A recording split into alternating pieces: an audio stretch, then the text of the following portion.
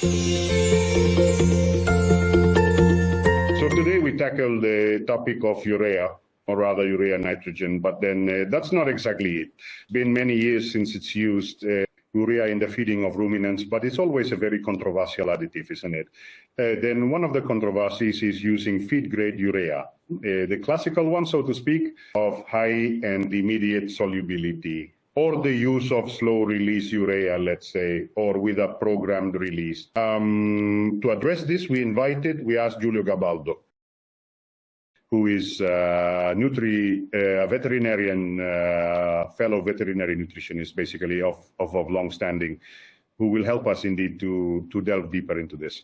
We will also have with us Professor Antonio Ubaldi, whom you all know. He is now retired, but let's say he was a professor of chemistry at the University of Parma in the Department of Veterinary Medicine. That to all of us, he kind of weaned us, made us grow in our knowledge of biochemistry, and especially some diagnostic farming methods.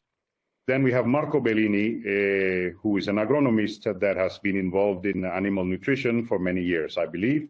Marco will all use informal speech today, and he will help us on this journey regarding urea in this invention by Giulio Gabaldo. So the title of this meeting is Use of Slow-Release Non-Protein Nitrogen in Ruminant Diets. We'll see that it is a patent, something on which Gabaldo has spent the best years of his life. Isn't that right, Giulio? I would say yes. Okay, this is their biography, but we will see it gradually during the introductions. Now, it is Giulio Gabaldo who at this stage defines himself as the inventor of the technology and director and holder of the Prodinat process patent. Talking about urea is a very old topic. It's not something new. It's been around ever since ruminant feeding began. However, the problem with urea is not so much that it is chemical, that it is synthetic. The problem is that it is a very noble source of protein if it is in small quantities, in modest amounts, because it degrades and therefore could degrade in the rumen at a certain speed and be harmful. In fact, I put as the first slide. Of course, soy is the only protein, let's say, effective of a certain relevance that is also used in ruminants. There can be, with the proposal nearby, also that of urea. But the real problem, I took the liberty of doing a small nitrogen metabolism of ruminant nitrogen to show that urea is practically involved by entering the rumen, entering the intestine, circulating from the liver, returning through the saliva, and returning, it participates in practically all metabolic energy reactions. Therefore, what are the questions to ask? Soy is expensive, yes, always has been, but right now it's down. Other times up. We have gone through times when soy cost nothing, times when it cost 3 times the corn. Do you remember, Alessandro? Yes. This happened. So relying on soy, especially since soy is a product that is practically almost entirely produced in the Americas, the main part. Then there's a little from Asia, but they are not the main ones. Then soy also has another problem. If it is not well processed, it is not, in the extraction meal, it is not well prepared. It also has side effects, so much so that we measure urease to ensure it is not harmful. While in ruminants, we can, as an alternative, as mentioned, have the possibility to use urea if we use it accurately, keeping in mind that urea should enter the rumen in a way, what's it called, slowly and in a certain way, which we will now explain. Here I showed the urea that has a market, enormous and is a continuous. The price you see from 2022 to 2032 will indeed double, but it is not 10 times like it could be. Instead, that of the soy. Urea is a chemical product, somewhat like sodium bicarbonate, It is not a product with political, social, industrial variables, as they are lately. Lately, we have seen the world overturned in 2 months. So I took the liberty of making a brief summary of what proteins are for all the colleagues listening to us. I remind you that proteins use the classic formula, where nitrogen is multiplied by 6.25. I say it but recently I've come across many colleagues who aren't very clear when they talk about proteins. So I took the liberty to make this chart. Simple. Proteins are 28 times 6.25. There are those available in ruminants and those that aren't available. Those that are unavailable are generally those bound to hard fibers, to lignin, and must be eliminated. The available ones, on the other hand, are those that degrade in the rumen and those that do not degrade in the rumen. Now, those that are not degradable in the rumen are largely insoluble. They pass into the intestine, and at this point can be digestible or indigestible. So the indigestible ones are excreted with the feces and urine, and the digestible fractions instead provide the amino acids for all the needs of the cow, which are the muscle, the milk, and everything else. Metabolic hydration of urea.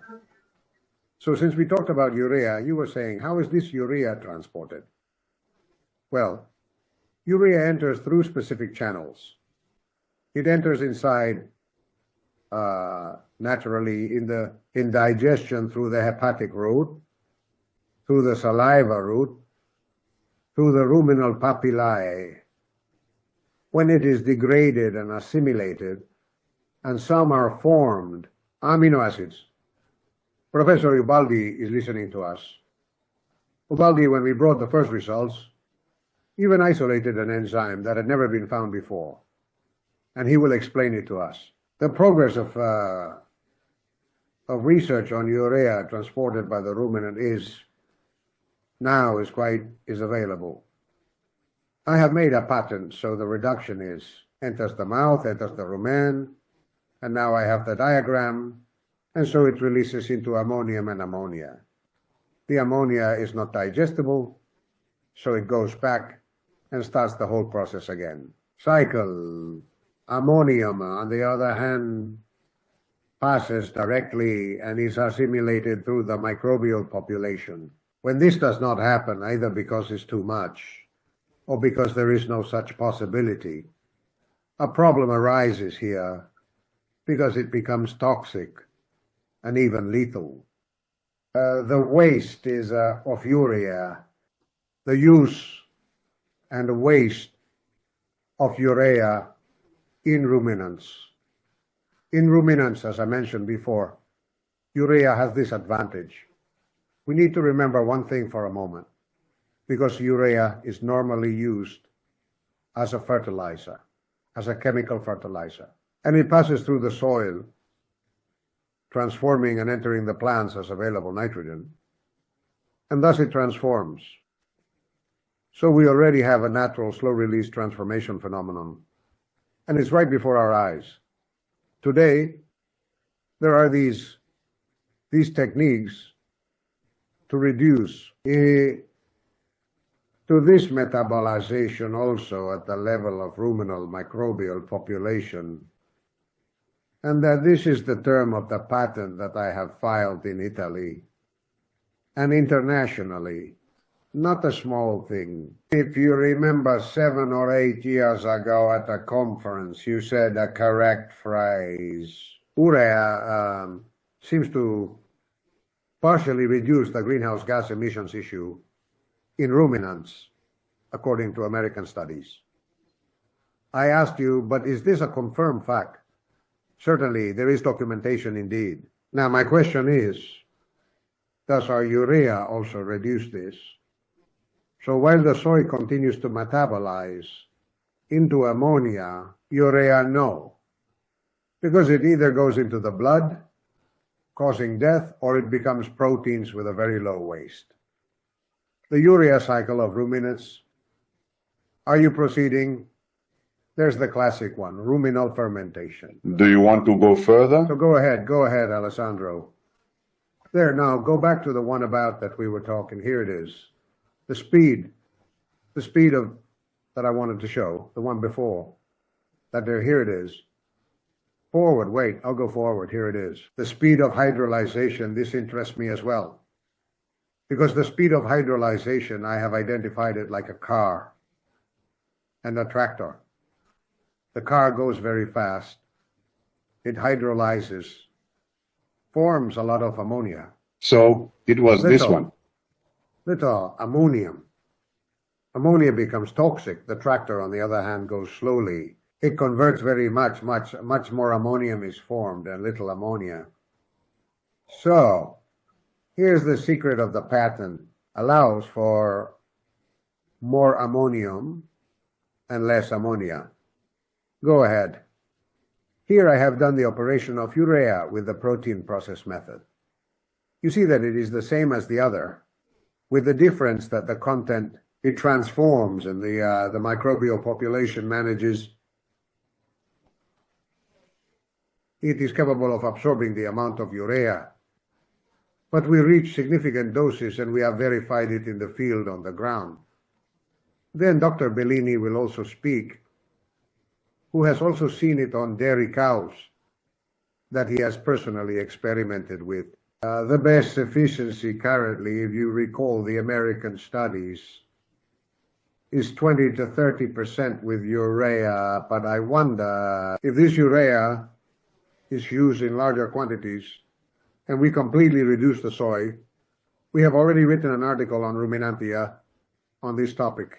Will these emissions be even higher? I suppose they could reach up to a 50% reduction. This is something I cannot prove, but I can hypothesize.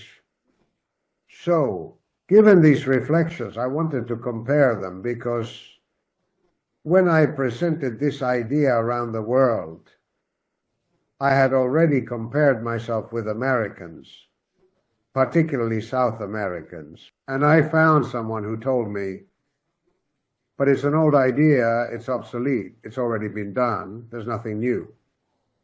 So I repeat that the patents today in the world concerning urea are an American patent, 15 years old, which is based on silicates that were not successful. It was not able to replace at all the soy.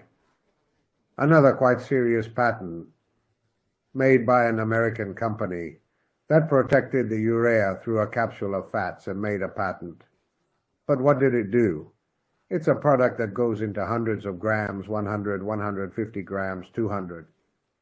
It does not replace soy, that is, it does not achieve the goal I set for myself. It is a bypass urea additive protected by a coating. At this point, I just want to do some checks because we have the soy on the side. If you move forward, Alessandro, soy on one side and urea on the other. If we look at the proteins, soy has 44% protein, urea has 280. So it is a product that has significant economic interest, keeping in mind that we will later mix it with a normal mixer and with the extruder because it needs to dissolve. Here it is. In the last part, we have the production of protein and process. How is it done? It was normally agricultural or technical, whatever we want to call it now. It was not. Let's not formalize, because in Europe, we have the technology. In Latin America, they don't even know what it is, soybean hulls. Why did I use soybean hulls? Because it was the product that best absorbed the liquid of a large amount of urea, because we're talking about 20 to 25% per kilogram, so significant amounts. We added a predex that contains those technologies that I prepared to slow down, which include a mix of acidifiers, postbiotics, products of this sort like enzymes, and then thrown into a diffuser and products come out. These products are the materials. I did a first test 10 years ago. In practice, not a scientific test with all the trimmings that they say, but field practice. I wanted to see if this soy, or rather this urea, had any negative technical repercussions, if it could be toxic, and especially if it was palatable. So I prepared a product, a normal feed. I preferred an enormous amount of this soy, and so we tried to make it available in troughs in Puglia and in Sardinia. We did this test here. Here is also the premix I made, a normal feed with 22% protein, nothing particularly special. I checked the palatability of the product, which was very palatable. The degree of toxicity of it, considering that it would be given to animals, so I didn't dare to increase the amount, 140 grams of urea. It was already a considerable dosage, keeping in mind that they were grazing. And the risk of, palatability, that was the thing I wanted to see if they would eat on their own results. The cattle ate from 240 to 490 of grams of urea per head, because they ate from 2 to 3.5 kilos of that feed there, on their own from troughs. The sheep and goats managed to eat 56, 70 grams of treated urea. It's not a small amount, Alessandro. It's not a small amount. No. Without having any any problem. In fact, some cows even gained more, since they were freely grazing in Puglia. Puglia has pastures that are very, they're quite poor. It depends on when you arrive. We were, if I'm not mistaken, in late spring, so the lands were already starting to dry out. And then at a certain point, until this friend of mine here, my Frank, who helps me, he stimulated me saying, but excuse me for a moment, if this thing is so important, so interesting, I've been mulling over it for a long time, you know me, why don't you patent it? And I invested some money I had earned to patent this thing here. And we took my old mentor, Professor Ubaldi, who has always supported me in all my craziness, more or less. And at one point we tried to run a test during a more dangerous time, when the high production cows in pre and postpartum, regarding the animals, but indeed pre and postpartum, there we did things well. We randomized 2 groups, treated and untreated, 5 animals on one side, 5 on the other. Now, but Ubaldi will tell you the results. However, I tell you right away that there weren't any problems. Now Ubaldi begins. This project by Dr. Gabaldo interested me a lot, because in agricultural zootechnics, animals were fed with nitrogen-based products.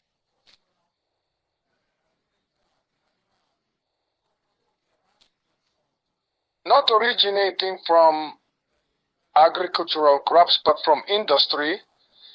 It seemed innovative and very interesting to me, even though I had doubts on the toxicity of these nitrogen products, because never having used them, it became a very, very interesting puzzle. I knew that farmers occasionally threw urea into the trough. How did they do it? I'm talking about barns from 50 or 60 years ago. What did they do? When we wanted, sorry if it's not very serious, but when everyone went to the barn and they poured the urine on the hay in front of the cows that ate with great appetite. Perhaps it was the salty taste. I don't know. The fact is that these animals ingested on certain days some amounts of nitrogen, urea, that came from the urine. Human. However, this habit was then lost over time, and it was never talked about again. At this point, Dr. Gabaldo resurfaces that has prepared a derivative of urea. Very, very, very interesting. Simple. and maybe this is its strength, the simplicity, but with excellent effectiveness. I could observe it on the animals, not so much from the productive point of view, which is not my field, but from the point of metabolic and toxicological, because those are the two things that worried me the most, of course. And so we, with the barn veterinarian, with Dr. Gabaldo, and so on, we planned a very simple experiment. In a span of 3 months, I conducted a certain number of samplings from all the animals subjected to experimentation. And then, all together in the laboratory, I would evaluate any changes in the experimental data. Here it is, the protocol, yes. At this point, it was necessary to determine which biochemical and clinical parameters could or should be carried out on the serum of these animals, treated and untreated. Because rightly, according to traditional standards, these animals have been divided into two groups. A first group, to whom a regular normal diet was administered, and we called it the control group. The other group, however, was fed with the addition of the new product and was called the experimental group. Sorry, I make a promise. Dry cows were eating 200 grams of this urea. I mean, they were already numbers. For me, they were already astronomical numbers. They were already astronomical numbers. But I know he increased them, and I just followed the data from the laboratory, and I was puzzled because the treated animals had some small modifications, some small alterations in some blood parameters, but it was a thing infinitesimal in the sense that it could be observed with refined instruments, but gave no results on the clinical pathological level. At this point, the results were graphed and showed precisely that in the group of treated animals, compared to the reference ones, there were very small alterations in some parameters, but very small, and percentage-wise, so small that they did not raise any concern. At this point, I felt that I could state that that product, given in certain doses, at least the doses that were used at that moment, did not have any toxicological effect. And it seemed to me a remarkable quality of a new product, because the first thing is not to worsen the condition of an animal, not to burden its metabolism and health. Well, this absolutely did not happen. There were very tiny changes, but we're talking about variations of only a few percentage points, whereas a pathology always causes an increase of 30, 40, 50, or 100%, whereas here, the differences were just barely noticeable in the laboratory data. Our work is very, very simple, very rudimentary, but it ensured the safety of using the product freely, because it wouldn't have remarkable toxicological effects as long as the quantities of this product were controlled. So I pass back the word to Dr. Gabaldo, who can explain what he and Dr. Bellini observed on the animals. Let's follow Dr. Bellini's lead. That having great practical experience like his in the stable, precisely as a cattle specialist, would have allowed him to assess the response, let's say pathological or things like that, if this product had high toxicological capacities. So Dr. Bellini is the one who can tell us what can be observed in the field. Thank you, Professor.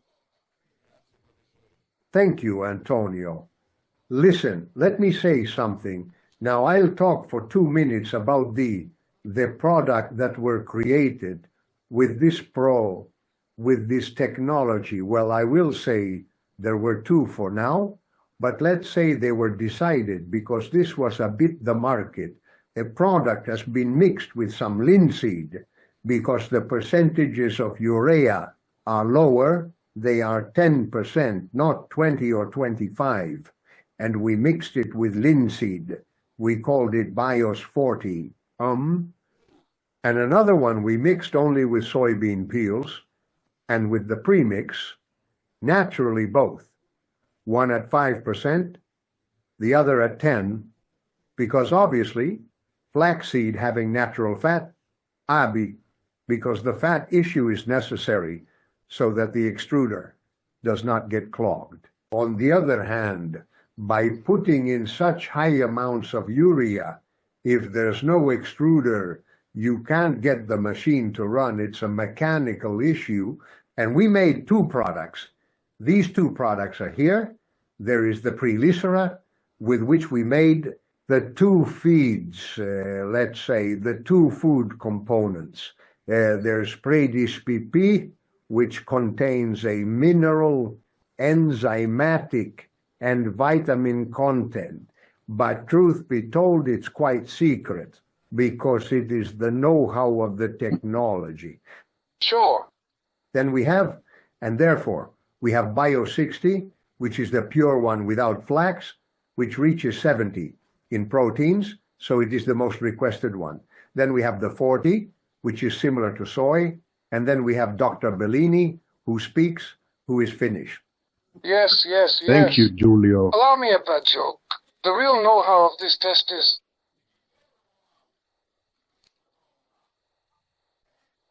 that can benefit the animals. It can even improve their career. In terms of age, production, reproduction, because it simply provides an increase in some fundamental parameters. Because we can give nitrogen products, but we also need energy products because synthesis among the sugars and the new product that formulates the glycouranoids, it only happens if there is a lot of energy available. And so, now Dr. Gabaldo wants to pull my ears, but it is because in his new diet, I also saw some doses of energy, rather high, and did not have negative effects on the liver or the animal's fat panels, etc. So, the path is correct. I just say well done, Giulio. Thank you, Antonio. Thank you. Anyway, now there is Dr. Bellini, who was the one who physically followed the barns because he was the barn technician. Yes, we saw it, And yes. he can continue. Go ahead, Marco. Yes, indeed. Greetings to everyone. And I'll immediately clarify to Antonio that I am not a veterinarian. I am an agronomist. And so... Your luck. 2 vets are telling you this here? Yes, I know. It's just that even at 70 years old, I was the youngest. So I was the one who had to run around in the countryside. But beyond that, it was my task to see the results. We used the Bios 40, so the formulation that Giulio had before in, and we also had to worry about testing it in a dairy cow stable. It wasn't easy. I mean, let's say there were 2 pressures. First of all, the time, because we had to do it quickly. Then also to find barns that could use this urea, because as you well know, urea cannot be used at all in the Grana Padano consortium nor obviously in the Parmigiano Reggiano Consortium. So we managed to find this barn very cooperative, as you will see also from the data, managed excellently from an administrative point of view. It is not a very large farm. The owner, the farmer, is also an agronomist who graduated in Padua. And so we followed this company. First of all, I wanted to frame this company here. It is a company of 33 hectares in the province of Verona. The division of cultural rotation includes, therefore, the corn silo, as you see, alfalfa, silage corn, and a mixture of grasses that are in silage. In the second sowing, we have forage sorghum and whole silage after the mixture of grasses. And all the data we have collected, we have gathered through the AIA management software. The company, of course, is registered for functional check. So all the data we have obtained has been derived from the analysis of the leverage program. The herd is composed of 83 heads. So again, it is not a huge barn, but very well managed also precisely for the animals, the number of animals. And it's not always the case that with few heads, there is always excellent management. Whereas in this case, we were really fortunate for the collaboration and dedication from the farmer. The housing was free housing on bedding, and the dated livestock were 36. We have 15 born. The heifers, the replacement from calves to pregnant heifers were 32 heads. I will continue. These here are the graphs of the functional checks with days where I compared the days of lactation and the kilograms of milk produced. Naturally, you see that the trend, I would say logical, with the increase in days of lactation, with the decrease, in the first phase of days of lactation, we even had peaks at 31.5 kilograms. While going forward, we are in the summer of 2024, the days of lactation increase a bit, and due to both the climate and, as they mentioned, the days of lactation. The functional checks reported a lower average. It rose again in October. Here, see, let's say that the test was conducted over these 3 months from July to mid-September. So in months where the herds are usually absolutely under stress, we were a bit afraid they could also produce some negative effects beyond the normal environmental stress caused by the heat. While instead, as we will see, we were very, very pleased with what we were able to measure. In this other slide, I wanted to recall, I wanted to compare the two rations. Our concern was to make it, let's say, like this, isoprotein, and slightly adjusting the quantities of the foods that made up the experimental ration, also depending, for example, the fact that the company ran out of the complete feed. So we had to increase the corn flour on the other hand, given that the corn silage had to remain the same amount due to availability issues. Let's say that the forage available on the farm had characteristics that unfortunately were not optimal. They were forages produced in during the year 2023, and thus the weather patterns of 2023 had resulted in forages that were certainly not exceptional, but perhaps just as Julio mentioned earlier, it is even in these occasions that the product works better. You can see from the two rations that in the experimental one, in addition to the absence of the silage, it was, as I said, replaced by a greater quantity of corn flour. the experimental ration did not have, it was completely replaced with soy through BIOS 40. So they ended up eating up to 2.5 kilograms. By the end of the trial, we also went up to 3 kilograms. This is the composition that comes from the rationing software, but which is also confirmed by the UNIFIT's analysis, which have almost all the values from the software. This, believe me, for a nutritionist is a great satisfaction. The data from during the experimental diet, I used the collective summary document that comes from the functional controls of the AIA, as I mentioned before, and taking the annual average of the barn, not knowing the barn that is not being there for years inside the barn, but wanting to make and compare the barn's history with the situation we had during the experimental phase. And you see that we also maintained the values that usually made up the historical records of the barn.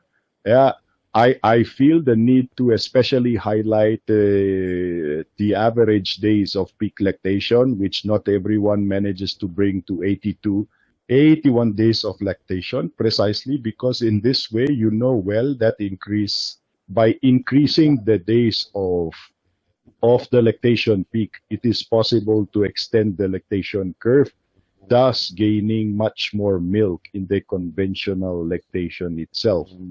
The somatic cells have decreased also because the not high number of heads. It was enough to identify that cow that had major problems, which is why the number decreased quickly. The urea, you see the urea in the milk remained at more than acceptable levels.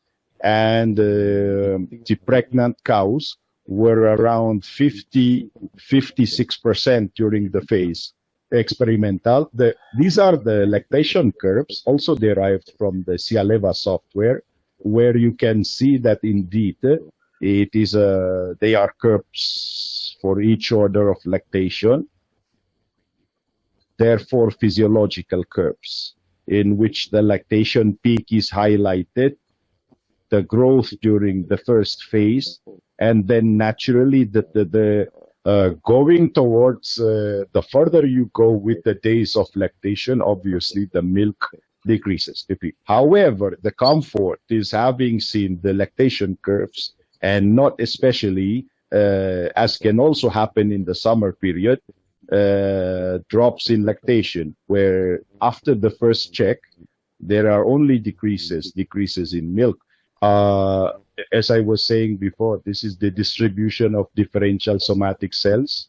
So you see that we have 58% of healthy cows and 23 of cows at risk anyway in the first stage of inflammation. Eventually, there is a certain percentage in the barn where we were a certain percentage of cows with subclinical or clinical mastitis, also obviously due to the type of housing there, which, if much more comfortable for the cows, in fact is instead much more difficult to manage. This, on the other hand, is the summary of reproductive management, something I care about particularly because well, let's say the voluntary waiting time chosen by the breeder was 70 days. So in the cows, you see the non-inseminable ones that had this segment, yellow 43, 4.3%. So those were the ones that had not yet reached 70 days. The, non-inseminable ones, these 17 which had not yet reached 70 days. The inseminable ones, those of 4.3, the fertilized ones, still the empty ones, this small slice, while instead you have 61.7 of pregnant. On the heifers, the situation is as follows, with 62.5% of heifers pregnant. This is the fertility summary index derived also from the managed husbandry system, where the intervals for, I don't see well, okay, this one, perfect. So I wanted to, taking a time span that goes from December 2023 to December 2024, thus extending beyond the experimental trial period to highlight that the experimental trial did not produce, in any case, negative effects. You see that the pregnancy rate, that is the PRET, is always at very, very high values. The annual average is around 36. So a barn that, from a management perspective of regarding fertility, is managed very, very all right. And this is what we were able to highlight within the trial that lasted these 3 months, and 3 summer months where the cows responded quite excellently. Thank you, Dr. Bellini. Marco, can I add something? Absolutely, yes. If you remember last year in the Po Valley, I don't know, Alessandro, if you came, but I know you did. We had averages, a heat index that nearly reached 85 to 87. I mean, it was outrageous. Feeding the cows at that time was a Martian thing. And then what Bellini said, and I want to emphasize this, the thing is that with this product, we managed to digest, I'm not kidding, about really just terrible forages, and they digest everything.